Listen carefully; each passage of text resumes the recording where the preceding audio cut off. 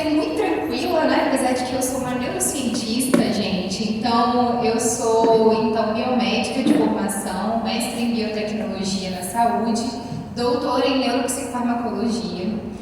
Desde que eu defendi o doutorado, continuo nas pesquisas, né? Então, por isso, neurocientista, professora universitária da EMESCAM para medicina, para o curso de pós-graduação em neuropsicologia, psiquiatria e também neuropsicanalista. Então, por isso que a gente falou que é muita coisa. Mas é porque, não parece, mas eu estou há 19 anos na vida de pesquisa, né? 17 anos, né? Desde os meus 19 anos. Então, há bastante tempo e 10 anos de sala de aula também.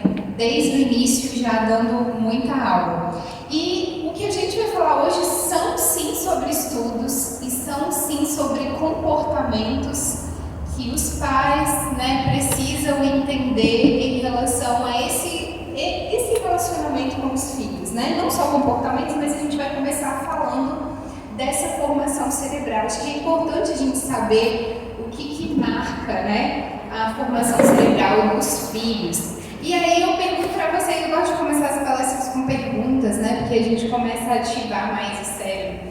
E quando que vocês acham que começa a formação cerebral ou começa ali a gerar algumas conexões nesse bebê? É só quando ele nasce? Não. Quando que seria?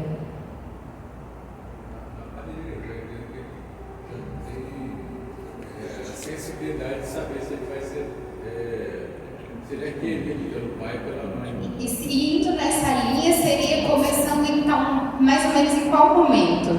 Se ele é querido ou não?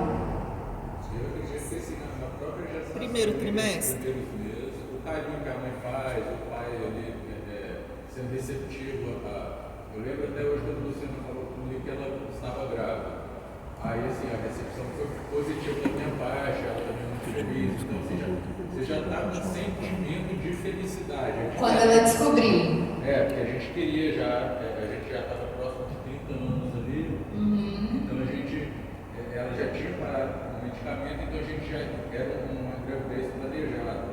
E que diferença fosse a mesma situação com a gente, alguns anos anteriores seria uma gravidez não planejada, de repente essa notícia não teria a mesma reação, mesmo sendo as mesmas pessoas envolvidas. De repente, às vezes, alguns anos antes, não seria uma gravidez tão bem-vinda como foi naquele momento. Então, vocês acham que é nesse momento ou com meses? Porque a criança mesmo, ela conhece a voz do pai, ela conhece a voz da mãe. Sim. A gente percebe, né? Então, e é por isso mesmo que eu quero que a gente pense, será que é quando exatamente? E aí? Quando começa a ser gerado, né? Quando ele começa a ser... Na verdade, esse estudo aqui, que é um estudo que coloca esse olhar psicanalítico, né, sobre a psique fetal, que é uma coisa que nem todo mundo da psicologia vai muito assim, né, nessa linha. Porém, eu vou mostrar para vocês que faz sentido com a neurociência, por isso que eu sou uma neuropsicanalista, né? Eu trabalho com a psicanálise dentro do que a gente comprova com a neurociência. Esse estudo ele fala que no momento que a mãe descobre que ela está grávida, eu já estou movendo ali reações, né, hormônios e genes, porque como sou professora de genética médica, eu vou falar de genética um pouquinho para vocês, por quê? A gente fala muito sobre alguns transtornos, né, como o autista e outros, né, esquizofrenia, própria depressão, ansiedade, transtornos antissociais, que é o psicopata, que a gente está vendo aí nas escolas, esses escândalos todos, e muita gente chega para mim e pergunta, Késia, ela nasceu assim? E eu falo, não, ela foi gerada assim. O que eu quero dizer com isso? Gestada assim, né, aquela criança. No momento que a mãe descobriu como que é a mente dessa mãe, estilo de vida, se ela bebe, se ela não bebe, se ela já bebeu, se ela usa medicação, como é que é o relacionamento com o pai, como é que é o relacionamento com essa gravidez. Então ali começa, porque o que acontece nesse momento, e eu preciso falar desses hormônios, desse ciclo aqui, né? Esse ciclo é o nosso ciclo, esse eixo HPA, mas se ficar difícil eu falo para vocês, né, em outra linguagem, mas por que eu preciso falar desse ciclo que é o são duas regiões do nosso cérebro que liberam hormônios quando a gente sente medo, raiva, dor e estresse. Esses hormônios vocês já devem ter ouvido falar aí na internet, né? Que são cortisol e adrenalina. Dois hormônios ligados a medo, ansiedade, estresse, irritabilidade, traumas. Esses hormônios, eles modulam os genes. Então, por isso que eu falei da genética, porque no momento que a mãe está gerando, eu estou formando os órgãozinhos, eu estou formando aquele feto de uma forma geral, né? Então, o que está acontecendo ali? Ativação e desativação de genes, ativação e desativação de genes. Porém, quando eu tenho um estresse, no sentido assim, meu Deus, estou grávida, e agora? Isso já é um sinal para o meu cérebro liberar esses hormônios e modular os genes. Ou, nossa, o meu relacionamento não é bom com o pai do meu bebê. Nossa, ele é agressivo. Nossa, ele está preocupado com finanças. Nossa, ele já falou várias vezes que ele não queria ser pai. Ou o contrário, né? A mãe não queria, não esperava. Então, essas questões vão liberar esses hormônios que no nosso corpo eles são hormônios de luta e fuga. Eles são hormônios que vão nos proteger. Só que, por que eu tenho falado muito desse ciclo, né? Que é um ciclo que normalmente faz com que o nosso corpo tenha mais glicose, mais força muscular, esses hormônios, né? Porque, na verdade, essa é a base de todos os transtornos que a gente tem estudado hoje. Hoje, a gente... Quando alguém chega para mim lá na aula de neuropsicologia, igual eu estava sábado passado, pergunta, quer dizer, qual é a origem da ansiedade, da depressão, da esquizofrenia, da bipolaridade? Esse circuito. Porque começa com a mãe. Como que ela estava? O que ela sentiu? Ela ficou feliz? Ela ficou triste quando ela descobriu que estava grávida? Como é que é a reação dela sobre isso? Como é que é o relacionamento desses pais? Porque às vezes sobrecarrega tudo pela mãe, né? Porque a gestação, o ambiente gestacional é a saúde dessa mãe. Mas o relacionamento com o pai influencia, porque todo o externo influencia se eu vou sentir medo, dor, raiva, estresse. Né? Então, assim, por isso que eu começo falando dessas coisas que podem sim modular genes, silenciar genes, ativar genes que não eram para ativar, ou principalmente silenciar. No caso do autismo, a gente tem mais de 1000 genes envolvidos. A gente tem uma carga muito forte de uma porcentagem altíssima de tanto da mãe quanto do pai. Então, eu falo que a gente coloca a culpa na mulher, porque como eu dou aula de genética médica, eu dou aula de todas as síndromes genéticas após os 35 anos.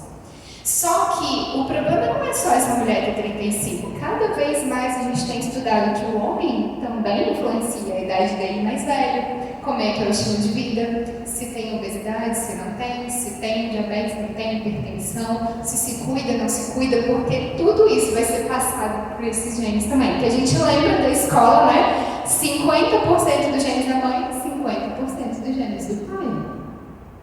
Então, assim, por isso que tudo isso influencia, né? Esse ambiente gestacional influencia. E aí começou, então, quando eu descobri, né? Quando a mãe descobriu que estava grávida. E aí eu vou começar esse processo, então, de formação cerebral. Que aí começa aqui, né? Por esse estudo, tá colocando lá 9 semanas, indo até 20 anos. Isso era o que a gente achava antes. Né? A gente sempre falou, né? Maioridade acima de 18, 20, né? Mas 20 anos é onde eu ainda estou sintetizando ali neurônios, né? Fazendo ali a formação. Porém, cada vez mais os estudos têm mostrado que essa idade é mais do que 20 anos. E eu vou mostrar para vocês por que eu tenho que começar desse passo a passo. Por que eu tenho que começar falando de toda essa formação. Porque eu preciso falar quais os comportamentos que a gente vai ter quando a gente tem um cérebro maduro. Esse cérebro aí está maduro? Não. Então eu tenho lá no nascimento, né? Depois eu vou até unidades avançando e eu ainda não tenho 100% dessa maturação. Quando que é essa maturação? Alguém já ouviu falar sobre isso? Alguém achava que era 20 anos? Achava? Vocês já tinham escutado que era mais? Vocês escutavam que era mais? Eu achei que fosse Que fosse menos? Então, beleza. Então, vamos lá. Na verdade, é até 24 anos essa maturação, tá? Então, vamos lá. Agora sim. Esse cérebro aqui já é um cérebro formado, então vamos entender quais são as partes dele, para que a gente entenda o que influencia nessa formação cerebral. A gente já viu que quando a mãe descobre que está grávida, ela libera hormônios que podem modular genes, que podem silenciar esses circuitos aqui que eu vou falar para vocês, tá? Esse cérebro formado. Primeira parte é o pré-frontal, que é esse enroxinho. O pré-frontal, gente, ele está em formação até os 24, 25 anos. Por que eu tenho que falar isso? Porque quem é o cérebro maduro da casa? Os pais. Então, vamos lá. O que o pré-frontal faz? Autorregulação, né? Senso de autopercepção, controle, autocontrole, planejamento, pensamentos complexos, funções executivas. O que é isso? Eu tenho um objetivo e vou cumprir esse objetivo. Quem faz isso? Pré-frontal. Mas se pré-frontal demora até 24 anos, logo os jovens vão ter esses comportamentos 100%? Não. É por isso que a colega falou mais cedo que os jovens são impulsivos. Porque o autocontrole, o filtro deles não está 100% desenvolvido. O que está desenvolvido neles? Principalmente a área das emoções. Que é essa área aqui, ó, mais embaixo, especialmente ali, essa em vermelho, que é a área da amígdala cerebral. Essa área, eu vou colocar o restante, tá? Essa área é ligada às emoções negativas. Essa área, ela está ativa, ó, desde muito cedo. Ela termina a sua formação muito cedo. Então, por isso que eu falo que essas emoções negativas que a mãe sentiu, o bebê sentiu. Então, ele sabe se ele é querido, se ele não é, se ele era planejado, se ele não é. Ainda que esse assunto nunca tenha sido rodado dentro de casa, essa criança sabe, tá? Esse bebê sabe. E isso ficou marcado. Então, muitas vezes a gente fica assim, tratando lá na clínica, uma raiz de uma insegurança, que aí entra no que o Renan perguntou, por que a gente tem tanto desejo de mostrar? Porque existe uma insegurança. De onde veio essa insegurança? Muitas vezes vem de alguma coisa que você nem sabe. Outra coisa, às vezes os pais diferenciam um pouco o tratamento dos irmãos. O que aconteceu? Alguma coisa que talvez você não saiba. Mas tem alguma coisa, alguma raiz ali na família que a gente precisaria investigar. Outra parte que eu preciso falar do pré-frontal, porque assim, gente, pré-frontal é toda essa parte roxa. Só que essa área do ventromedial, que é uma área mais interna, a gente destaca muito ela porque ela é a área ligada à tomada de decisão. E o que eu mais recebo ligado à ansiedade e depressão lá no consultório é a dificuldade de tomada de decisão. Aquela coisa assim, a pessoa fala assim pra mim, Kézia, eu sei que eu tenho que fazer atividade física, eu tenho que dormir melhor, eu tenho que cuidar da alimentação, eu sei conscientemente, mas eu não faço. Então, qual é o problema dela? No ventromedial, na ativação dessas áreas cerebrais, tá? Outra parte importante, extinção de um comportamento-resposta. O que é isso? Mais uma vez, eu sei que eu tenho que controlar minha alimentação, mas eu não consigo controlar minha alimentação. Então, o que provavelmente a área do ventromedial que a gente precisa é o outro, né, que ligou em cima. Então, assim, e aí por que eu estou passando esse passo a passo para vocês? Porque a gente vai ver o que é ativo, que na verdade que pode estar atrapalhando esses comportamentos. Em relação à amígdala cerebral, gente, é importante dizer que já na gestação a gente observa um aumento dessa amígdala cerebral quando essa mãe passa por estresse. Então, assim, estresse de todos os tipos. Eu brinco lá na aula que se a gente pudesse colocar essa mãe numa bolha, seria muito melhor para os genes do bebê, seria muito melhor para todo mundo. A gente ia construir um adulto 100% se a gente conseguisse colocar ela na bolha, né? Porque começa a aumentar essa área cerebral, que é a área da amígdala. A área da amígdala é controlada pelo pré-frontal. Então, veja que tem uma setinha preta ali, ó, do pré-frontal para a amígdala. Por quê? Porque o pré-frontal controla tudo. O centro da minha inteligência é aqui, ó. É aqui. Só que quando eu aumento essa área, quando eu tenho muito estresse, muitos traumas, quando eu cresci num ambiente difícil de emergência, quando eu sofri abuso psicológico, físico, essa área vai estar aumentada. Logo, essa área ligada a medo, essa ansiedade, essa tristeza, esse vazio, ele vai predominar do que a minha inteligência. E aí vocês já podem perguntar para mim, Kézia, o que então faz o contrário? Como que eu consigo ativar mais essa área cerebral do que a área das emoções? E aí eu falo, eu gosto de falar que são reforçadores. O que são esses reforçadores? Atividade física. Que ninguém gosta quando eu falo sobre esse assunto, né? Atividade física regular. Ninguém gosta sim, porque a maioria ainda talvez não entendeu que a atividade física é o nosso remedinho, é o que a gente precisa para ativar o cérebro. Atividade física, sono regular, pelo menos 7 horas por noite. Alimentação saudável, mais frutas e vegetais, é importante para ativar essa área cerebral. Respiração, que é o mindfulness, né? Respiração, gente, é ter um tempo para pensar sobre a sua respiração. A espiritualidade, ó, já citei 5 coisas. Espiritualidade, então, o que a gente está fazendo aqui de se reunir, ter a mesma fé, o mesmo propósito, também. Ter um propósito de vida, também ativa o pré-frontal. Então, olha quantas coisas. Contato com a natureza, já citei 7 ou 8, hein? Contato com a natureza. Ter contato com pessoas, então a sociabilização, né, ser sociável também ativa o pré-frontal. Por isso a gente sofreu tanto na pandemia, porque a gente não tinha mais isso daqui, né? E hoje em dia parece que o povo não está valorizando isso ainda, né? Então olha quantas coisas para ativar o pré-frontal, né? Eu preciso, isso é uma coisa ativa, é uma coisa que eu preciso fazer, porque naturalmente o que o meu cérebro vai fazer? Ficar no negativo. Naturalmente ele vai ficar na passividade. Naturalmente ele vai preferir ficar na televisão do que vir para esse evento. Naturalmente ele vai preferir ficar no YouTube, na TV, do que vir para cá. Porque o que acontece quando eu faço isso? Eu estou liberando muita dopamina. Eu não entrei nos neurotransmissores, não coloquei slide sobre isso, mas são químicas cerebrais, especialmente dopamina. É uma química cerebral que satura o nosso pré-frontal. Na verdade, ela é importante para a motivação, para a euforia. Porém, em excesso, ela satura essa região e todos esses comportamentos. Então, eu fico muito eufórica, mas eu fico sem agir. E o que faz eu ficar assim? Rede social.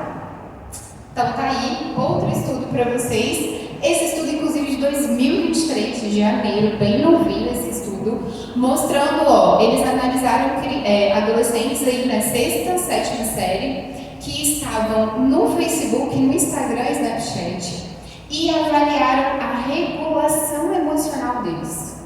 E aí eles viram que eles são muito sensíveis à antecipação de recompensa e muito sensíveis à punição. Então, se você fala assim, olha, você não vai ter o carrinho agora, você vai ter daqui a 1 semana, não presta, tem que ser agora.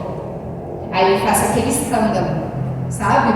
Então, isso está começando desde pequenininho. Por que está começando desde pequenininho? Que as crianças estão mais desenvolvidas?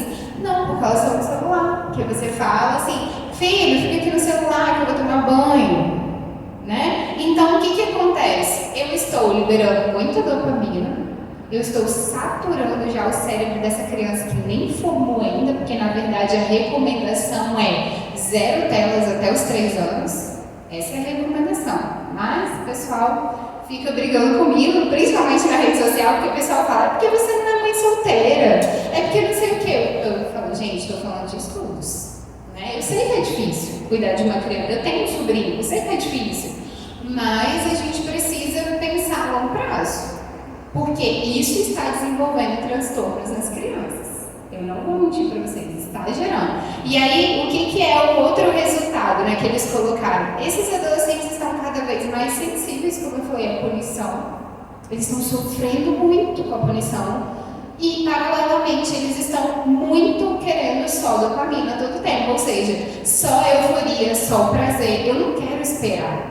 E aí junta duas coisas, junta o cérebro deles, que não é 100% formado ainda, e junta o desejo pela recompensa. Acabou.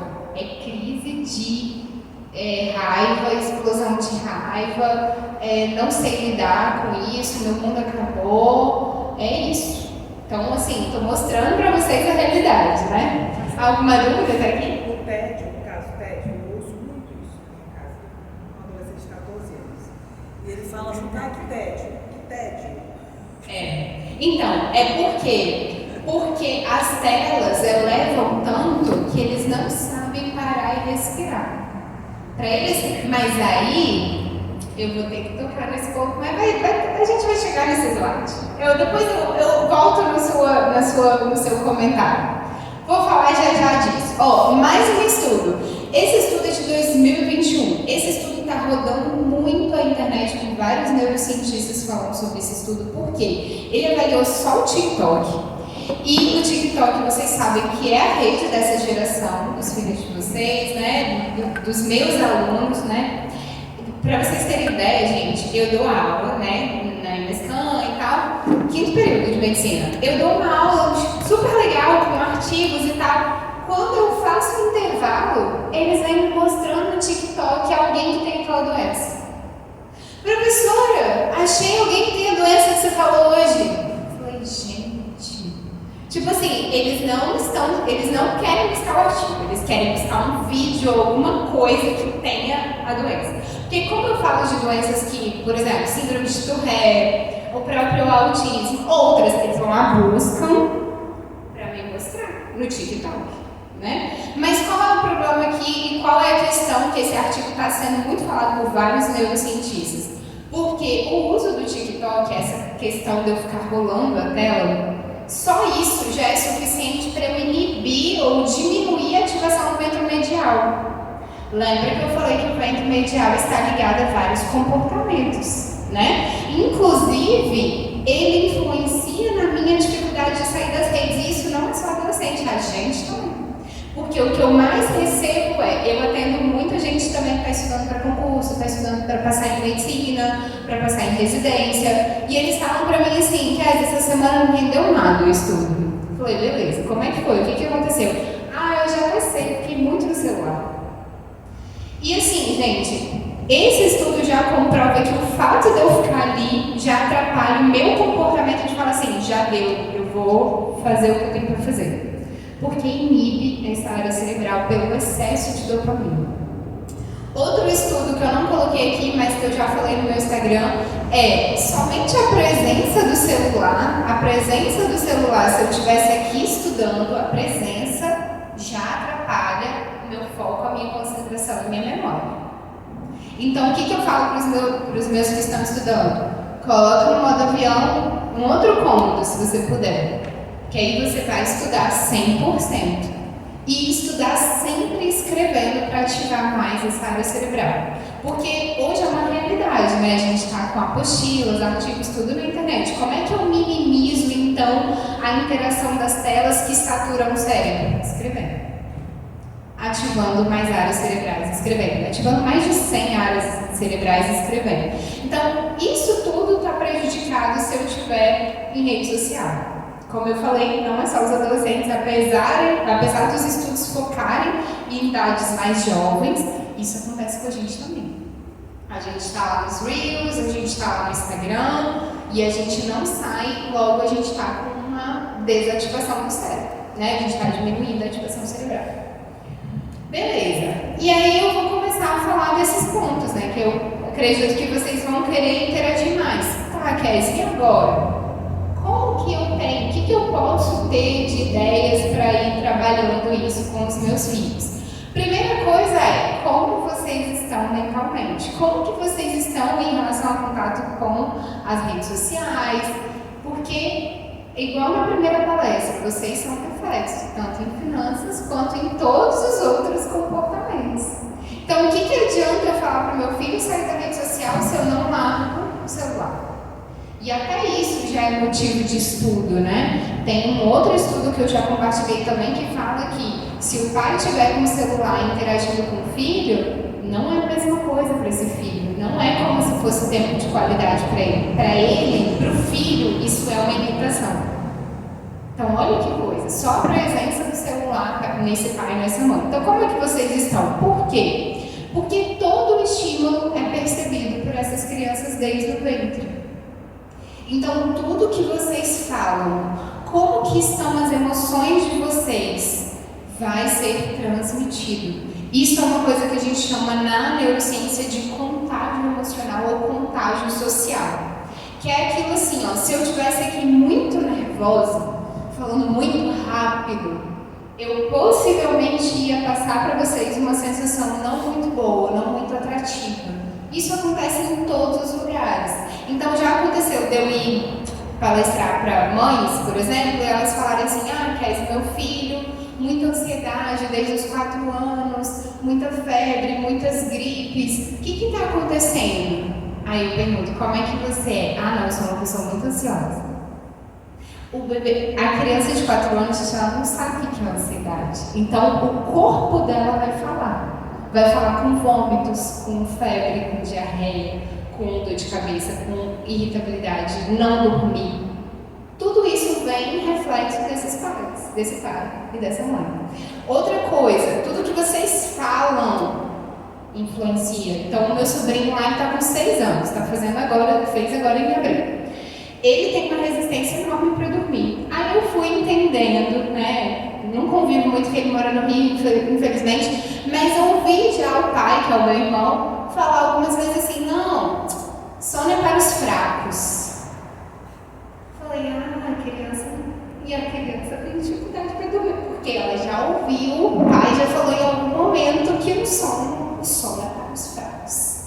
Então, assim, tudo que vocês falam vai ser absorvido por essa criança. Eu coloquei essa questão da briga familiar porque tem um livro que fala sobre linguagem corporal, né? Vários livros sobre relacionamento que eu já li, eles colocam que todas as brigas em casa, mesmo não sendo em relação à criança, a criança entende como culpa dela e guarda lá na amígdala cerebral, que vai prejudicar o pré-frontal. Lembra que eu falei para vocês isso?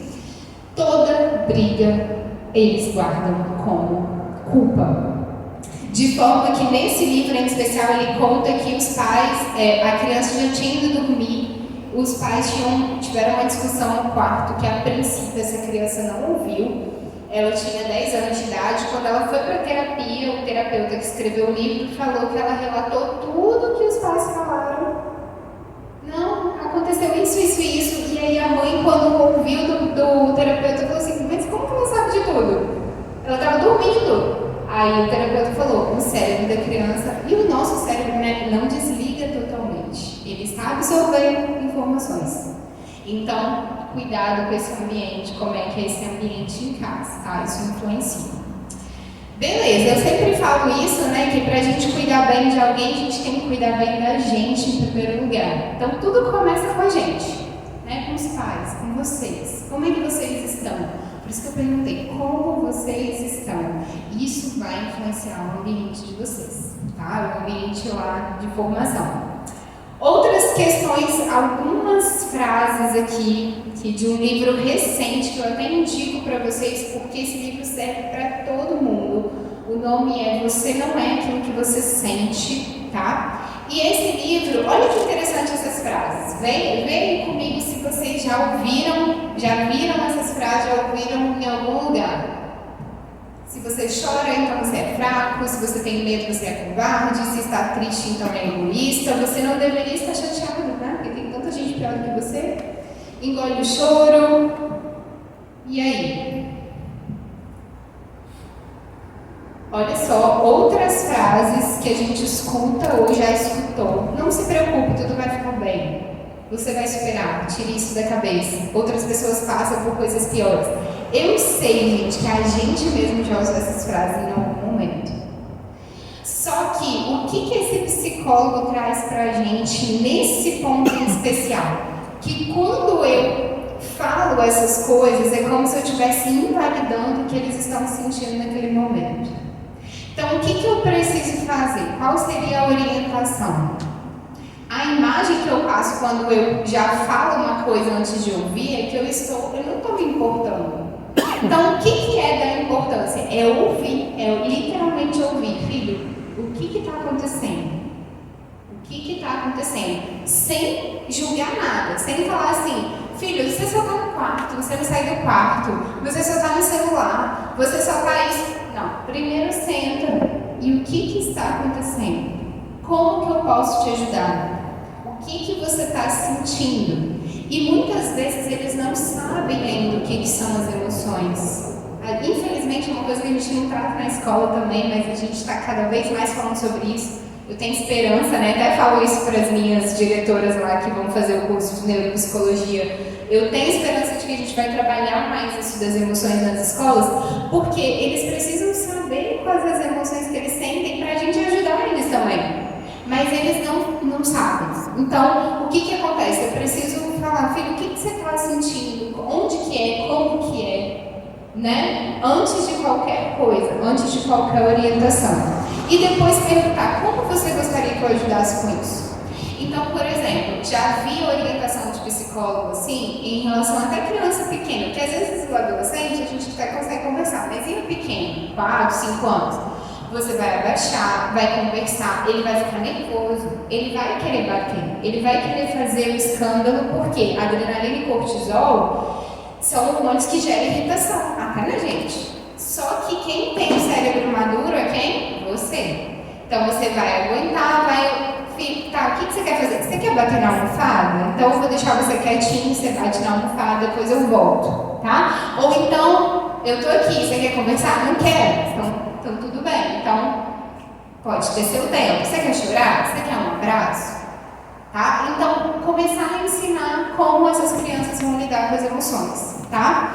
E aí, essa dica aqui, que é do mesmo psicólogo, é a dica pra gente, pra vida. Pra gente, inclusive.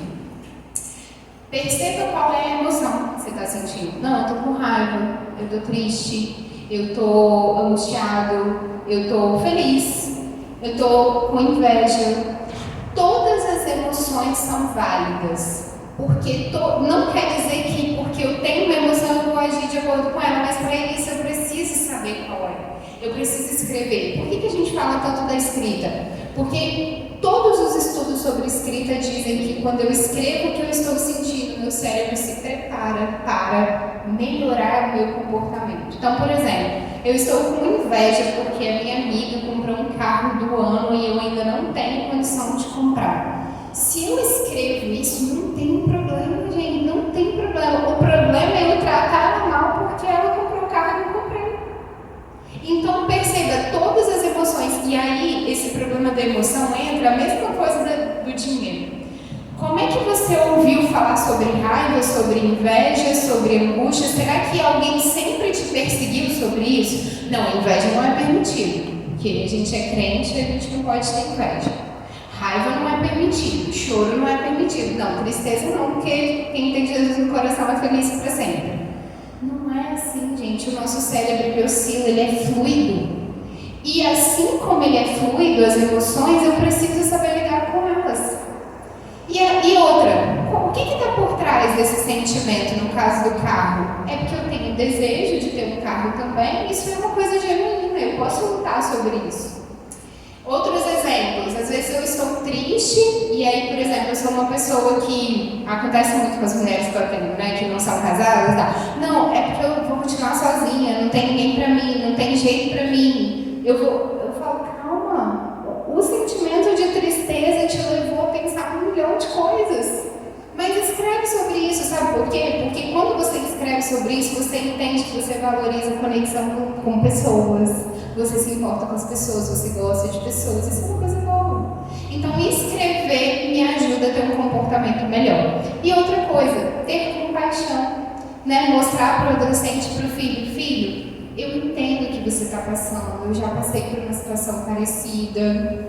Sabe, outros coleguinhas devem sentir isso também, porque nessa idade, por o cérebro não estar 100% maduro, eles têm o que a gente chama de catastrofização. Parece que o mundo realmente vai acabar, que tudo não vai ter jeito mais, que eu nunca vou conseguir fazer, que é isso. né? Eu nunca vou aprender química, eu aprendo adolescentes também. Eles são nunca vou, não entra na minha cabeça. Calma, respira. Vamos respirar, não? E outra, trabalhar muito as falas, porque aquilo que eu falo é um pensamento e, né, acaba gerando um comportamento. Então, cada vez que a minha adolescente falava que ela não ia aprender química, eu tentava falar com ela, mas não é assim.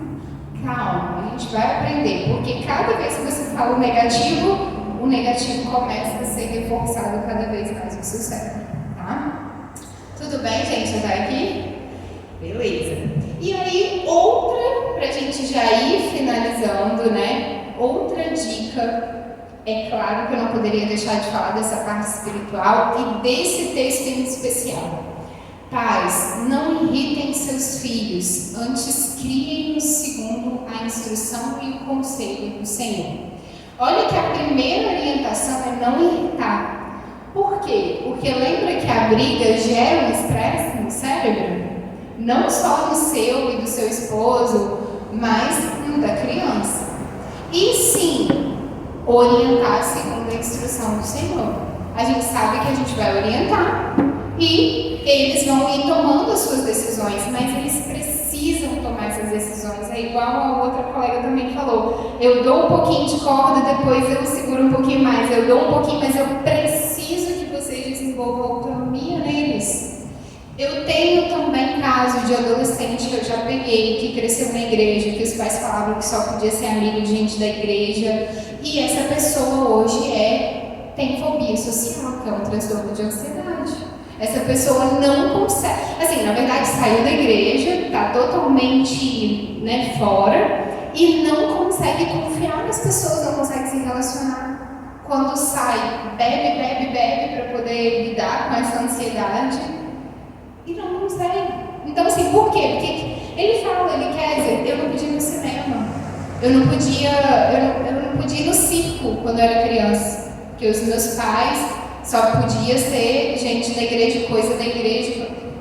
Eu não sei me comportar no mundo. Então, hoje, com 20 anos, ele faz faculdade, mas assim, completamente desorientado. Tanto é que a gente está tentando trabalhar isso na terapia, né? Então, por quê? Pai e mãe são líderes espirituais. A gente sabe disso. Pai e mãe tem falas que a gente guarda dos nossos pais até hoje. Então vocês vão reproduzir isso nos seus filhos se vocês não tratarem vocês. Por isso que eu falo que tudo começa com vocês.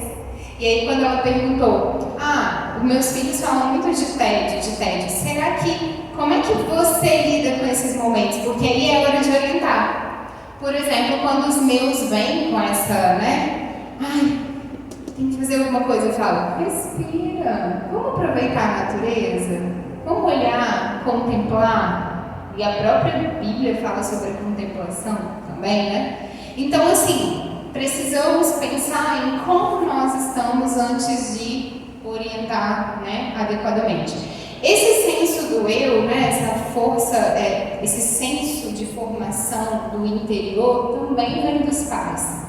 O pai, ele, pelo menos, né, cada vez mais a gente vê isso, não só na psicanálise, tá, gente, na neurociência também, o pai, ele forma caráter e lei na gente. Então, quando eu não tenho uma figura de um pai muito determinado, eu tenho falha nessas questões das limitações de caráter, falhas de caráter. E a mãe é muito a questão das emoções, da gentileza, da empatia, né? Então, assim, dos cuidados, de toda essa questão do cuidado é com a mãe. Então, eu preciso ter essas duas figuras para eu ter uma boa visão de mundo, para eu ter autonomia, para eu ter autoestima, para eu saber qual é o meu lugar no mundo, saber que eu posso tomar decisões também, tá? Então, assim, existem vários estudos mostrando essa questão do apego, como é que funciona esse apego. Por exemplo, uma mãe que é muito ansiosa, ela acaba passando isso para o bebê. E quando ela sai de perto desse bebê, esse bebê continua ansioso.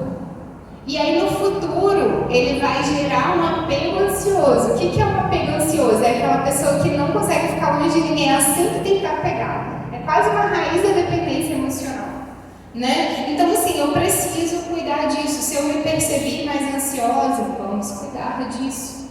Vamos cuidar das emoções e por isso que a parte da espiritualidade está aí também. E aí vocês podem me perguntar, mas Kézia, e aquele versículo que fala de disciplinar os filhos? Disciplinar os filhos é discipular os filhos. O que é isso? Pelo exemplo, igual Jesus fez. É discipular, não é bater. É discipular, é orientar de acordo com o seu próprio exemplo. Então, assim, por isso que tem um texto também falando para os pais não irritarem os filhos.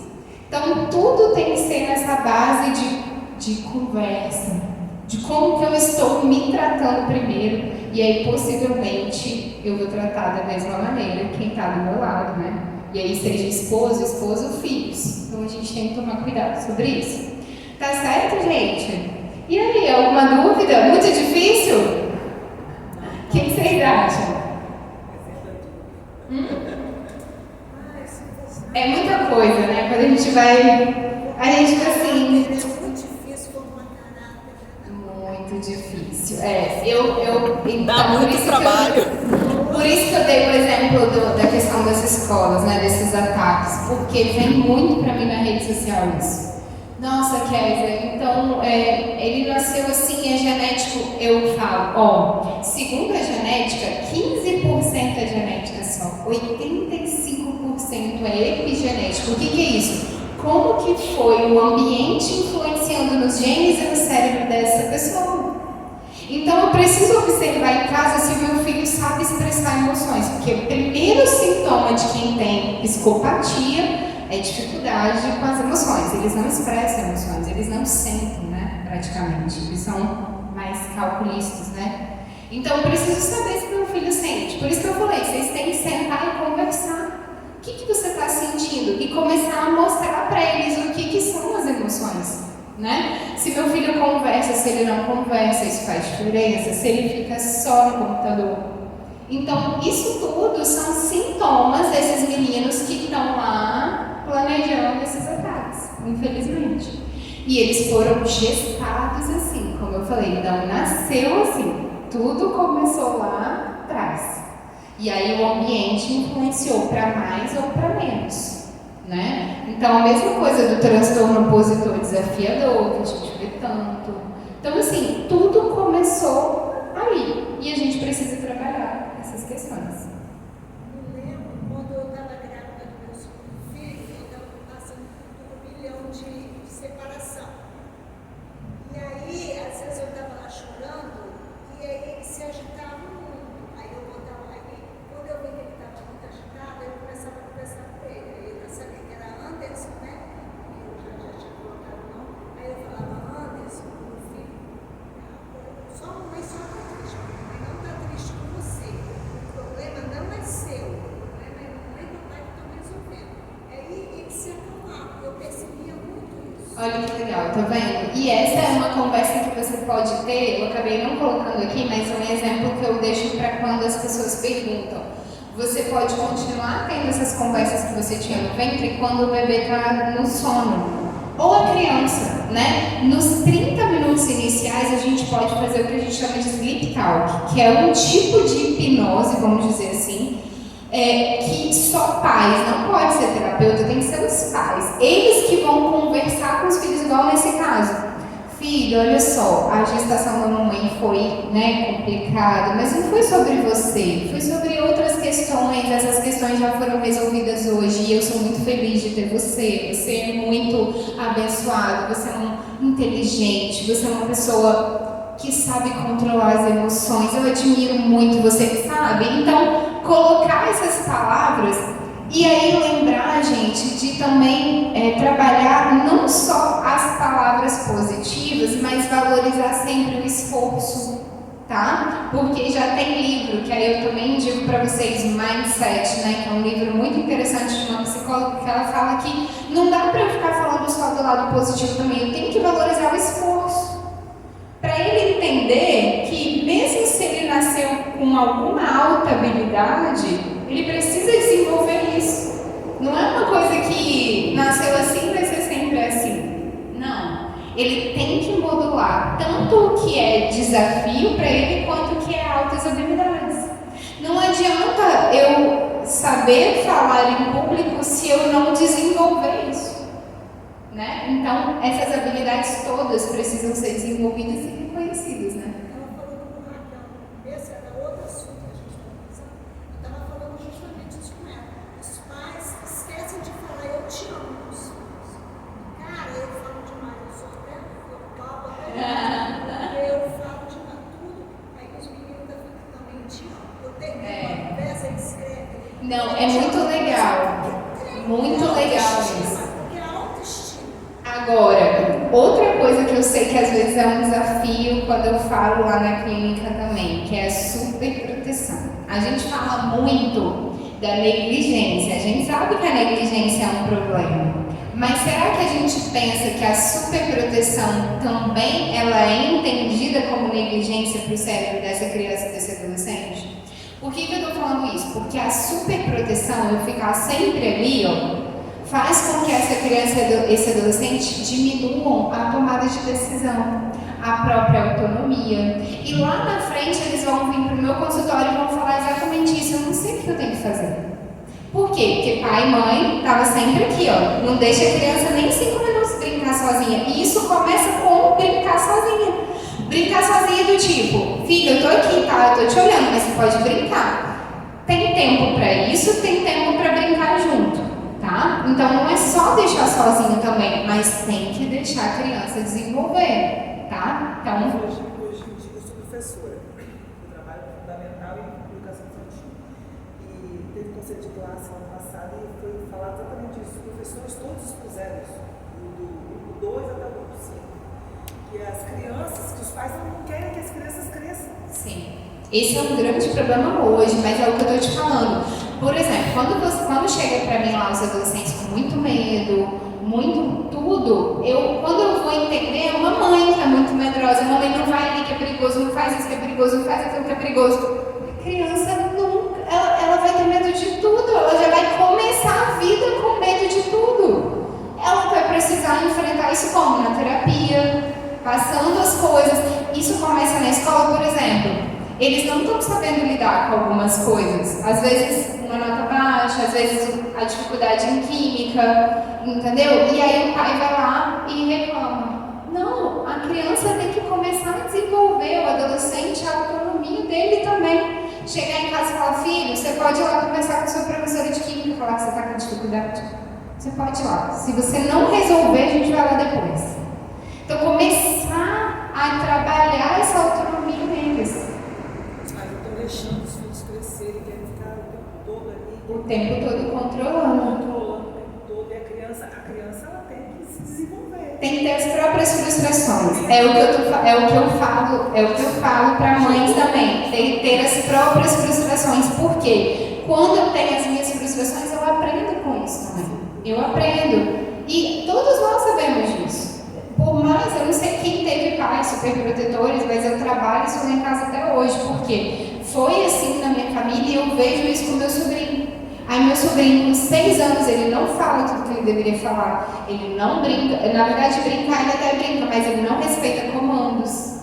Ele tem dificuldade em algumas habilidades. Então eu já fico atenta, né? Mas aí, quando eu fui falar sobre isso, que eles falaram, você não é mãe. Aí é verdade. Então vou recolher a minha insignificância, né, dos meus estudos e vou ficar na minha. Mas é o que acontece. Pai e mãe, dependendo, vai falar assim, não, você não sabe o que você está falando, né? Mas eu tô vendo, né? Uma coisa que você falou e que a Raquel falou, a questão do filho dela, da questão do tédio, né? Eu também passo muito por isso. Saiu daquele foco que ele tá, ou videogame, ou brincando lá com as coisinhas dele, ele enjoou daquilo, não tem nada para fazer, ai que tédio, não tem nada para fazer, não tem nada para fazer, mas o que você quer fazer? O que você acha que a gente pode fazer? Aí a resposta, não sei. E eu aí vejo você isso vai induzindo, né? E eu vejo isso com os adolescentes. Eles não têm essa questão da tomada de decisão que você falou. Eles sabem que eles estão numa situação desconfortável, mas eles não sabem sair dela. E é por dela. isso essa palestra aqui. O que vocês vão fazer quando isso acontecer? Vocês vão começar a respirar com isso. Porque tem vários estudos mostrando que 5 minutinhos de respiração profunda, o que é isso? Isso é uma respiração profunda. E isso ativa o meu cérebro. Então vocês vão começar a conversar com vocês é que vão ensinar. Porque se eles querem essa dica, o que a gente vai. Aí tem várias coisas, outras coisas. A respiração é uma coisa. Contemplar a natureza. Filho, vamos olhar como é que tá o céu hoje? Gente, o céu tá bonito, não é? Vamos parar uns minutinhos. Vamos ver se a gente daqui consegue ouvir os passarinhos? Isso é um tipo de meditação. Vamos escrever? Vamos jogar um jogo que possa escrever? Ou um jogo de tabuleiro? Ou, sabe, tirar eles dessa tela. Isso é uma coisa boa do meu sobrinho. Apesar de ele não ter muitas habilidades que ele precisa desenvolver ainda, em relação a telas ele não é muito chegado não. Ele é mais da massinha, do montar. E aí é o que eu fico com ele. Eu fico 100% brincando de massinha. Porque também é uma forma de desenvolver a autonomia dele, né? Criatividade e tudo mais. Então, assim, é aí que a gente vai trabalhar. A gente vai trabalhar a respiração, a gente vai trabalhar com eles a contemplação e a gente vai começar a mostrar para eles que essas são formas de lidar com o tédio, que é uma emoção também. E toda emoção é válida. Se a gente entende o tédio como uma coisa ruim, a gente vai passar que é uma coisa ruim. É igual o sol olha para os fracos. Então, se eu passar uma ideia negativa sobre uma emoção, ele vai guardar que essa emoção é negativa. E toda emoção é válida para alguma coisa. Se ela está ali porque ela me protege, ela está ali porque ela quer me avisar alguma coisa, ela está ali porque é importante para o meu funcionamento do meu corpo. Né? A dor é importante, a raiva é importante, tudo é importante. Eu só preciso saber conduzir esse comportamento. Você ia perguntar, André? Já passou? Tá bom. E essa questão do tédio também, que é a minha, ela é muito menina, assim, ela tem 10 anos, mas ela gosta muito de brincar. Mas tem dia que não quer sair, né? A gente tem uma área que é onde eu moro é um prédio, então a gente tem uma área de areia, né? De lazer, que tem grama e tal. Aí a gente fala, nós vamos pra lá. E aí ela fala assim, não quero ir porque lá não tem nada pra fazer. Eu falei, mas como não tem nada, né? Aí, mas tudo bem, vamos lá, depois a gente vai fazer isso, tá bom. Chega lá, aí não tem embora, porque começou a brincar, fazer buraco com o irmão na areia, umas coisas assim. A dificuldade é sair da inércia. Não todas as vezes, mas em alguns momentos. Aí eu vejo assim, às vezes você vai dar ouvido, fica dentro de casa e chega lá e brinca, faz buraco, enterra brinquedo. E é bem melhor depois, exato, né? Aí fala, nossa, quer ver que nossa vontade de dar uns tapas. Mãe, é a melhor tarde da minha vida. E você não queria sair. Mas olha só, gente, vê se isso não acontece com a gente. A gente fala assim, vou dar uma caminhada na praia. Aí daqui a pouco estou eu no celular. Ai, vou daqui a pouquinho. Quando você vai, você vê que é 1000 vezes melhor. Mas quando você consegue romper essa coisa da inércia, essa coisa de... Por quê? Porque o nosso cérebro, gente, ele é acomodado. Ele é acomodado a ficar passivo, né? Para eu fazer ele ser ativo, eu tenho que... É um esforço. E isso é uma coisa que muita gente me pergunta. Quer dizer, como neurocientista, você acha que a gente tem controle total do cérebro, 100%? Eu falo, olha, para ter 100% você tem que estar muito ativo. Porque vários neurocientistas vão dizer que a gente está agindo sobre a emoção o tempo todo. E é verdade, mais de 80% do nosso tempo a gente está agindo mais pelas emoções do que pela razão. Quando pela inteligência emocional o cérebro está 50-50. 50% emoção e 50% razão. Para isso eu preciso desse cérebro muito ativo. E aí você que tem que ser o cérebro dela. Porque como ela, você sabe que ela vai gostar, você vai estimular ela a sair daquela inércia. Então você quer dizer que o nosso cérebro é preguiçoso? Totalmente. Ele já é naturalmente. Não faça isso. Naturalmente ele é mais preguiçoso porque economiza energia, essa é a ideia dele. E aí, por que a gente vive mais nas emoções? Porque a área das emoções precisa de menos energia. A área da inteligência precisa de mais energia. Então, eu preciso estar saudável para eu estar inteligente. Aí, quando eu falo isso lá na Scan, eles dão uns pulos, né? Porque eu falo assim, vocês entendem agora que essa coisa de jejum intermitente não é para todo mundo? Porque se você não tá, se o cérebro consome uma média de 120 gramas de glicose por dia, como que eu vou me manter em alta performance se eu não me alimento? Se eu não tomo café da manhã, que é o primeiro, a primeira parte do alimento mais importante para o nosso cérebro é o café da manhã. 3 coisas definem performance: café da manhã, atividade física e sono. E aí eles vêm pra mim e falam, eu tô com TDAH. Eu falo, calma, respira. Vamos ver como é que é a sua rotina. Não tem rotina, eles não têm rotina. Os meus adolescentes que eu atendo, que estão lá com crise de ansiedade e depressão, não tem horário pra comer, pra dormir, pra nada. Eles só vão pra escola, mais nada. Vão pra escola sem tomar café, vão pra escola tudo assim em cima da hora. E isso depende de quem? Dos pais. Quem tem um cérebro maduro? Os pais.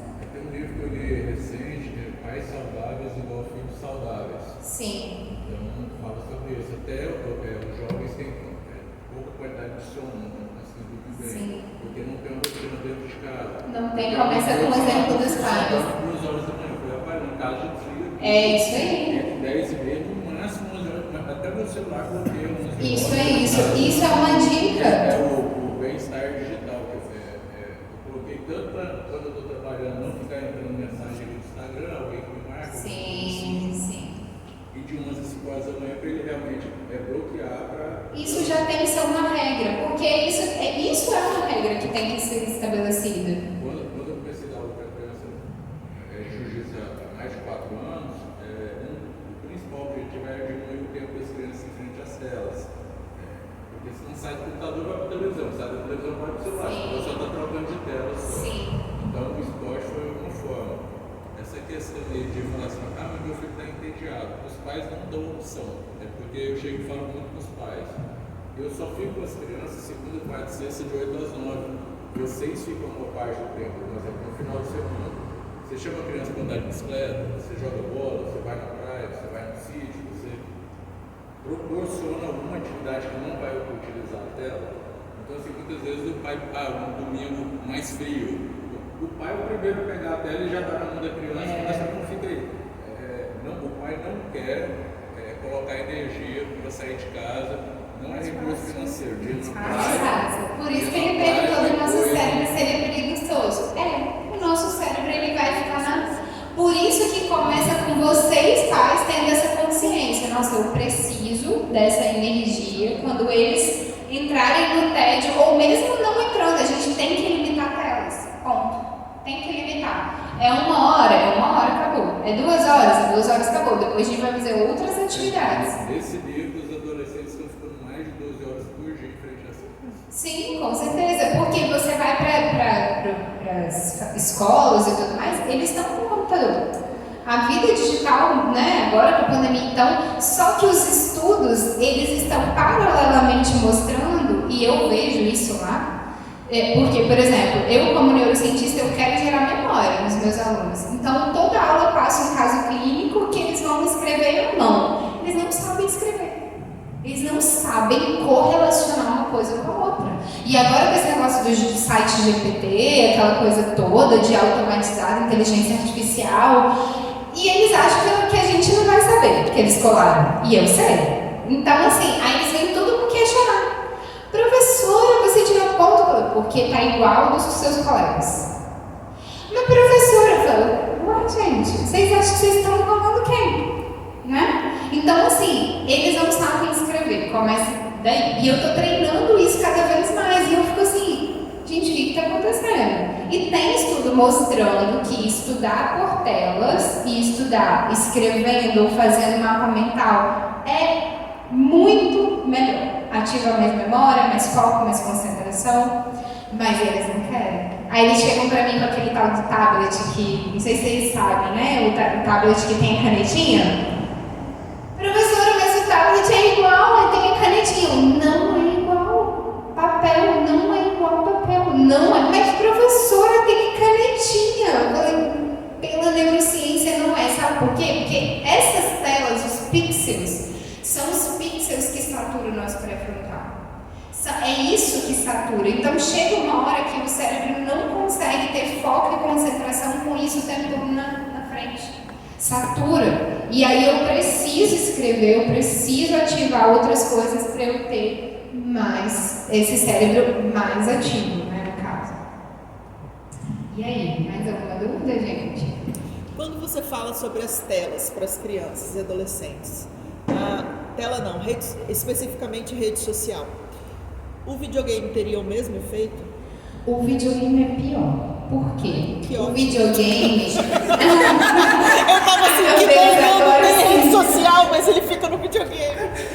Então, por que é pior? Porque, assim, as redes sociais, eles estão fazendo estudos, eles estão mostrando que existe uma desativação, mas o videogame já está no DSM-5. O que é isso? Ele já está no diagnóstico estatístico de doenças mentais como um transtorno ligado à dependência.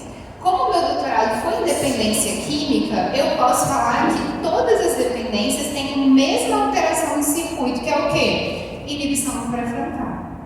E aí, a dificuldade dessa pessoa largar isso, a dificuldade e, paralelamente, o desejo intenso de estar nessa atividade, que é a mesma coisa que a gente vê com crack e álcool.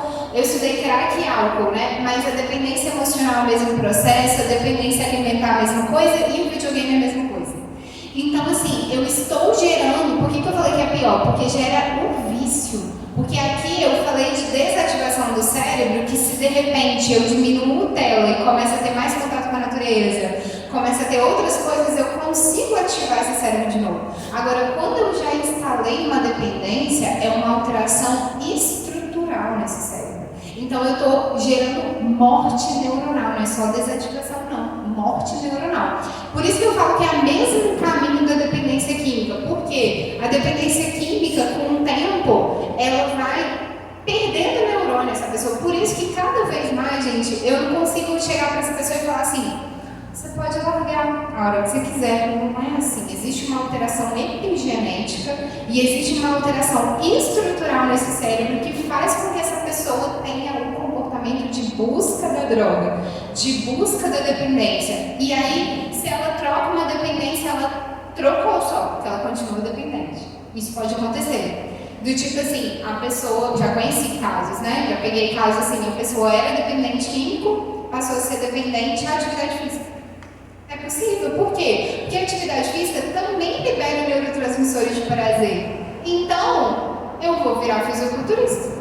Aconteceu. Já peguei 2 casos assim. A pessoa era, mas aí o cara falou pra mim: Kézia, mas é 1000 vezes melhor eu ser viciado em atividade física. Ele precisava fazer 4 horas de atividade física por dia, senão ele não estava bem.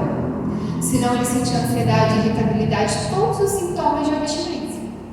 Então, por isso que a gente tem que tomar cuidado. Ou vir atleta. Exato. Então, assim, mas aí é menos pior no sentido assim, porque a química ela vai detonar mais rapidamente o cérebro dele. O comportamento ele vai demorar um pouco mais. Então, ele está mantendo ali, né? Por que eu trabalho exatamente com crianças de 8 a 12 e também gosto de trabalhar de 13 a 17? Para exatamente mostrar o esporte como uma atividade que eles não iniciam no álcool, não iniciam no cigarro, e assim, que é tão gratificante, né? Quanto. Porque eles vão ter a sensação de pertencimento ao corpo, de merecimento, quanto quem gosta de equipe, né? De trabalho em equipe e assim por diante. Então, assim, eu vejo muito esporte caminhando junto com a formação dessa criança e desse adolescente. Sim. Tenho aplicado isso com meu filho, com um grupo de E que é uma coisa boa mesmo, você começar já desde. Está dentro do propósito, que foi o que eu vi lá na sua rede social, que me fez. Porque isso me motiva. Eu estar ensinando que o que eu sei, está compartilhando com esse grupo. Sim. Para mim faz sentido. E vocês já têm que desenvolver. Isso é outra coisa que vocês podem desenvolver no filho de vocês. Começar a desenvolver o senso de propósito. Por quê? Esses adolescentes que eu atendo, quando eu vou tocar nesse assunto, eles não sabem me dizer. A que eu estou atendendo em especial, que está com uma crise depressiva, eu perguntei para ela, o que te move da cama? Não sei. A maioria de todas as respostas para todas as perguntas para eles não sei. Mas aí o que eu falo? Quando eles vão para terapia, eu falo que não serve essa resposta. Aqui é o seu momento, você tem exatamente o seu tempo de pensar sobre isso. Então vamos pensar sobre isso. Aí começa a escrever com ela, começa a mostrar o que te faz feliz, o que te faz não tirar a sua vida, porque ela está numa crise depressiva.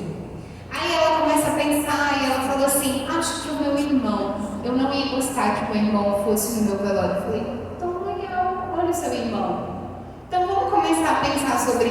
Mas aí assim, é triste, exatamente, porque com muito nova eu decidi que eu queria fazer mestrado e doutorado. Todo mundo me pergunta isso, por que você cresceu? Por que você já tão nova desenvolveu isso? Eu falei, com 18 anos, na escola, eu falei que eu ia trabalhar com genética. Eu me apaixonei pela genética e falei, eu vou trabalhar com isso. Mas só para você entender, a Gisana teve recente, a minha também estava aqui com um grupo de jovens, mais ou menos 13 a 17, 13 a 20. A maioria são assim. A maioria não tem assim, nem passa pela cabeça em qual área vai trabalhar. Assim, se vai fazer um técnico, um superior, ou se. E a gente precisa estimular isso. A gente precisa. Então, eu entendo que a nossa função como pai é pelo menos gerar algum estímulo para que eles. O que eles gostam? Porque vocês, como os pais, sabem qual a habilidade que eles têm. E por isso que a gente tem que tomar cuidado com o que a gente fala. Porque, assim, dependendo do que o pai fala, isso pode gerar, não vou fazer isso porque meu pai falou que não dá dinheiro. Ou então, da mesma forma, mesmo você enfrentando, você sempre vai ter uma insegurança.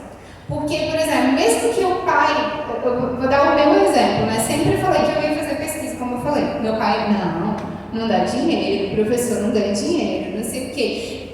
Paralelamente, o meu mecanismo de defesa não foi enfrentar. Eu sempre falei, não, eu acho que se eu for um bom profissional, eu vou ter destaque, tal. Só que lá no meu interno, que a gente trata na terapia até hoje, essas coisas, foi um processo eu trabalhar a minha segurança, a minha autonomia, e dizer assim, não pai, eu acho que você está errado, eu acho que porque você foi frustrado como professor, não quer dizer que eu sou frustrado também. Só que isso E aí, por que eu falo da habilidade? Porque desde pequena na igreja, como eu cresci na igreja, eu sempre participei de teatro, de dança, era líder de criança e de adolescente, ou seja, eu sempre gostei de falar. Começa daí.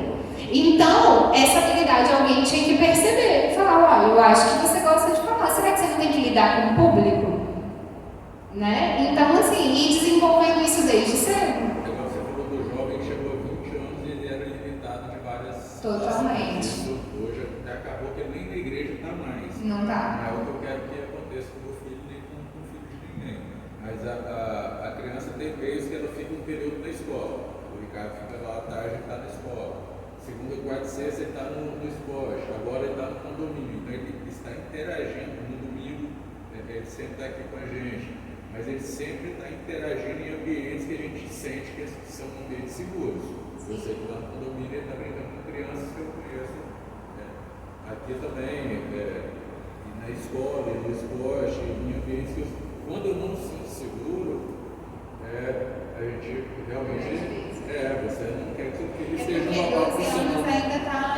Eu acho que um pouquinho mais para frente vocês vão começar a liberar algumas pequenas coisas para ele sentir, né? Ir sentindo. É igual ele pediu para ir no aniversário de um amigo. Eu fui no aniversário, que hoje você deixa a criança e volta para buscar depois. Com 12 anos, mas já não fica mais no aniversário. Isso pode ser no boliche, pode ser na casa do amigo, mas você leva, aí você deixa a criança lá e eles vão comemorar entre eles. Mas é importante conhecer, né? Mas teve um aniversário que era exatamente no mesmo bairro, 5 minutos lá de casa, mas assim, eu deixei eles no meu coração não ficou assim. E aí eu cheguei. Confortável. Aí, não ficou confortável. Aí só para vocês entenderem. Aí eu falei, o seu celular vai estar com vocês. Quando eu mandar a mensagem, eu preciso que você me responda. E aí eu mandei a mensagem e ele não me respondeu. Por exemplo, eu deixei 7, eu deixei de 7 e buscar 9, por exemplo. Aí eu mandei mensagem e ele não me respondeu. Mas deu 5 minutos, eu tava lá, pô, mandei mensagem. Eu também estaria. Mandei mensagem e liguei. Falei, mandei mensagem, não visualizou. Liguei, não entendeu. Aí eu falei com o pai e com a mãe, aí eles foram lá e estavam jogando videogame no quarto, o celular estava em outra. Estava num local que eles não viram tocar o. Perdeu a chance. É importante esses limites, né? Você falar. Você entende que você me deixou preocupado, porque você não atendeu e não. Eu sabia onde você estava, mas eu me preocupei. Porque... Aí até o pai falou, tá vendo? Tinha que responder, seu pai não conhece a gente. Você conhece nosso amigo da escola, mas ele não conhece. Pai, a mãe. Eu entendo que para vocês isso é difícil, gente. É difícil para. Eu entendo porque eu tenho esse exemplo do rapaz que saiu da igreja e tem um outro exemplo de uma adolescente de 16 anos que os pais sempre deram liberdade, sempre levaram, sempre falaram, olha filha, inclusive filha de psicólogos, né?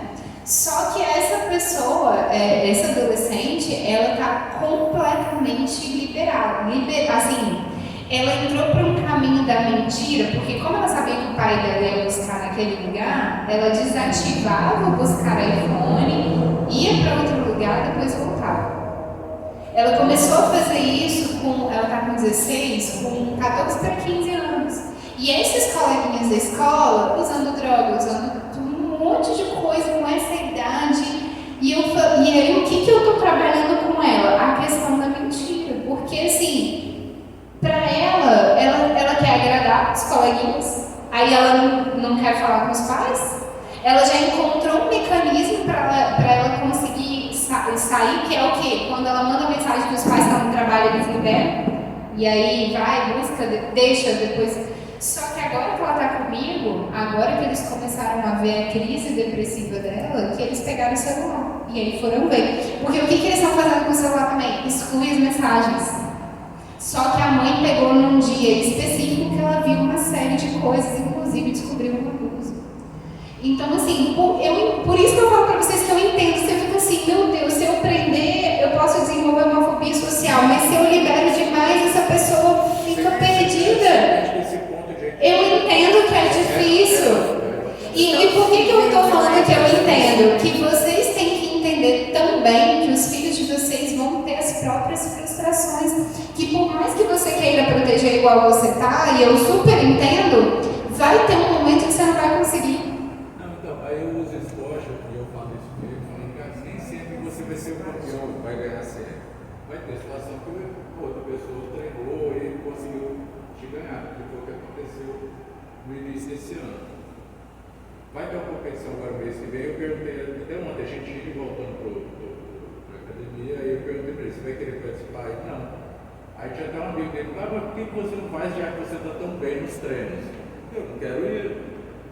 Então ele está no momento Medo agora, de perder. ele está no momento agora que mesmo com capacidade técnica, Tá com medo de... Mas ele tem que enfrentar isso. Ele não quer ir na competição porque ele começar a mostrar que a própria preparação é uma coisa boa, né? Que a própria fazer a prova é uma coisa boa, né? É isso que eu falo assim, a experiência, porque tem muito pai que quer proteger também o filho e não quer que ele vá. Não tem experiência de perder. Isso que é um negócio, né? A superproteção entra nesse sentido. E entra nessa coisa de não deixar viver essa experiência, eles vão precisar viver. Mas uma coisa que eu sempre pergunto é para a criança se ela quer participar. Porque às vezes o pai quer, eu valido como, tecnicamente está apto, o treino está apto a participar. Mas aí eu chego e pergunto, porque de 8 a 12 anos, você quer participar? Não, professor, não quero. Então, não vai. Porque se ele pode, aí sim, forçar a criança a participar da competição sem ele querer. Aí não é válido. Não, a gente só tem que mostrar que essa prova também é legal. É igual as minhas duas que estão estudando lá para a MSCAM, a prova da MSCAM foi hoje, vai ser amanhã. Eu falei para elas, viva esse momento de fazer a prova também. Aí eu comecei a mostrar o lado positivo, né? Que elas estavam tão com ansiedade. Olha só, a MSCAM move todos os professores para estarem lá, vai ter tenda, vai ser um dia legal. Então não foca só na prova, vamos focar em todas as emoções envolvidas para começar a preparar de que até essas emoções são válidas. Porque vão ter processos que eles vão no mercado de trabalho, Exato. na faculdade, para entrar na faculdade Sim. processo não ser Começar a te preparar. Não vai entrar todo mundo. Exatamente, preparar para a resiliência, que é exatamente isso, de eu me adaptar a situações, mesmo com frustrações. Eu tenho que passar por isso, né? Eu tenho que enfrentar isso. Então, e isso começa com o ensino de vocês mesmo, né? No meu condomínio, muito jovens, né? E aí meus filhos, aí já estavam muito jovens, adolescentes, aí eles queriam fazer campeonato de jogo mesmo, né? E aí eu ficava até uma hora da manhã, lá embaixo, fugindo com eles, morrendo de vontade de subir, mas dois, aí eu tinha que ficar com aquela galera toda, eu tinha que ficar lá. Mas eu tinha que estar dizendo assim, olha, eu tô aqui. E provavelmente ficava só você de mãe, né? Porque as outras sabiam que você tava, aí vazava todo mundo. Mas até certo. Ou a gente coloca limite de horário, ou até porque. E essa coisa, né? Quando eu vou entendendo as raízes da insegurança, eu falo assim, mas me fala, como é que é a sua relação lá com seus pais? Sua mãe falava que não dorme enquanto você não acordar, quer dizer, não dorme enquanto você não chegar. Esse rapaz que eu falei que não sabe lidar com o mundo, que saiu da igreja, a mãe coloca tudo na responsabilidade dele e dos outros irmãos, né? No sentido assim, meu filho, eu não durmo se você não chegar, meu filho me responde, ela manda 10, 20 mensagens. O menino tem 20 anos já, gente, ele tem que ter já está na faculdade, ele tem que ter as próprias frustrações. Mas aí, eu já conversei com essa mãe, eu já expliquei que isso é uma superproteção. E que enquanto ela não parar com esse comportamento, ele também não vai desenvolver. Então, gente, é esses exemplos, sabe? Essa coisa da dependência emocional da mãe com os filhos, das mães, dos pais com os filhos, também limitam o crescimento. Eu sei que é difícil, né? Mas a época que nós estamos vivendo está difícil. Eu acho que isso vai piorar. Essa separação. Por isso que eu falo que eu entendo o lado de vocês, porque assim, no caso dessa adolescente, eu atendo a mãe. E a mãe fica, quer dizer, onde eu errei? É isso que eu ia te perguntar, você tem que atender. Eu atendo.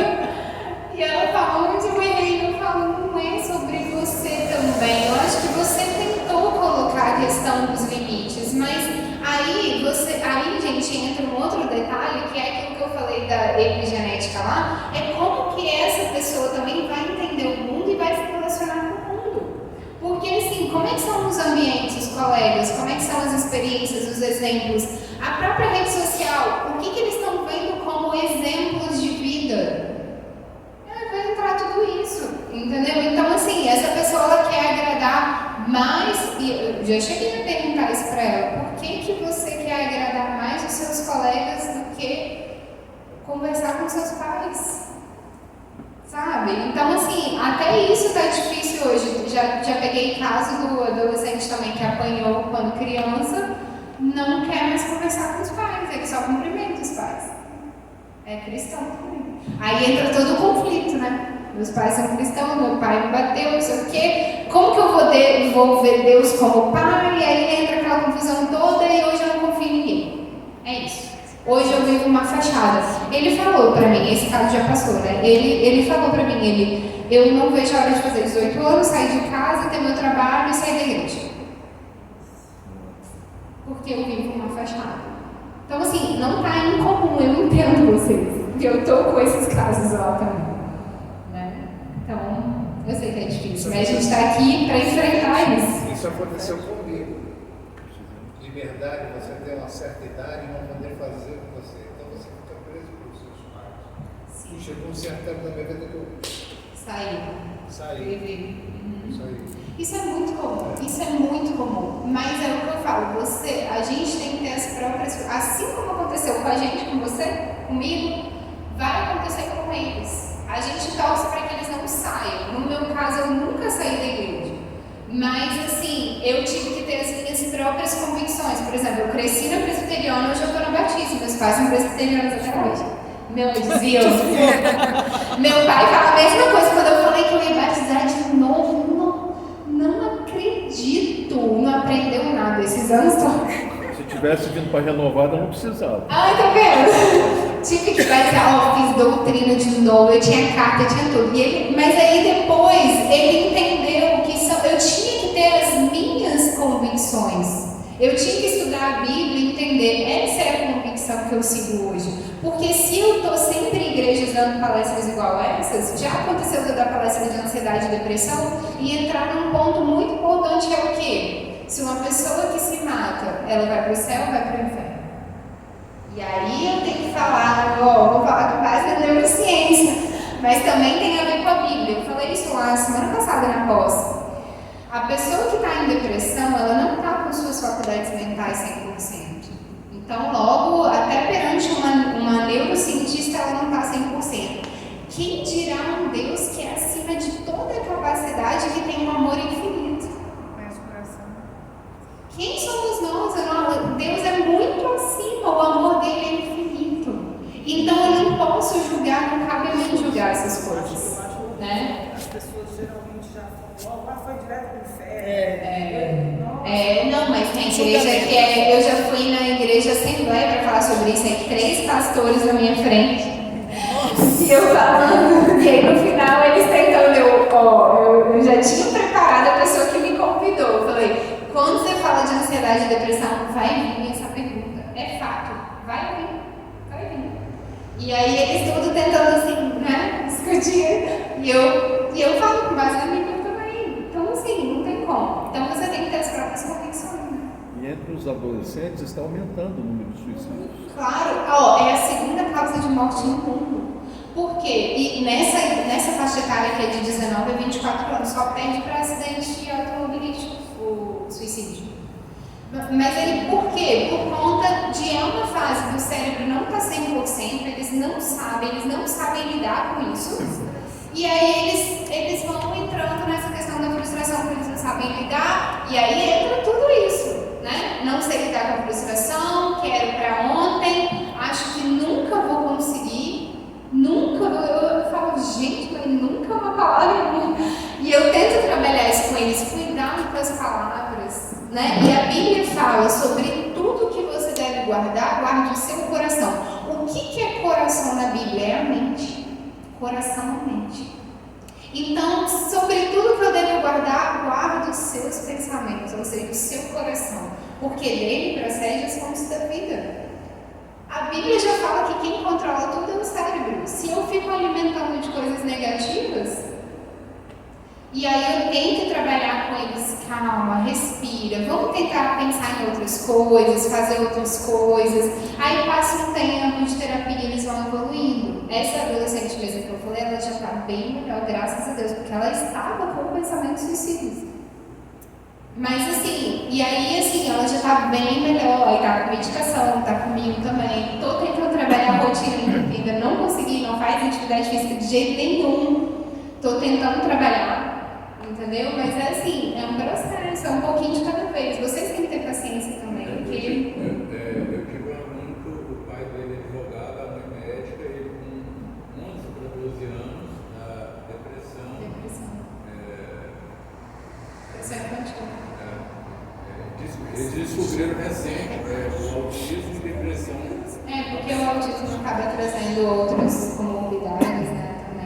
Então, assim, você tem que observar e ter paciência também. E aí, por isso que eu falei que começa com vocês. Vocês têm que começar a cuidar de vocês para eles irem vendo isso.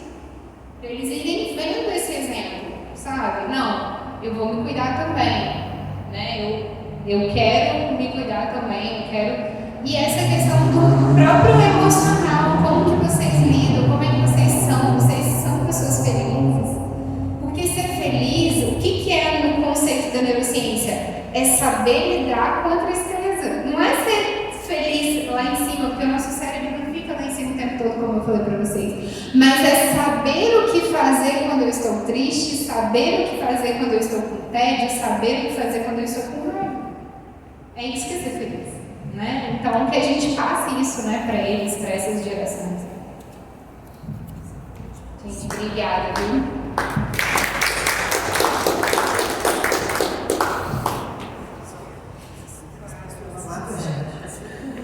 Doutora, muito obrigada.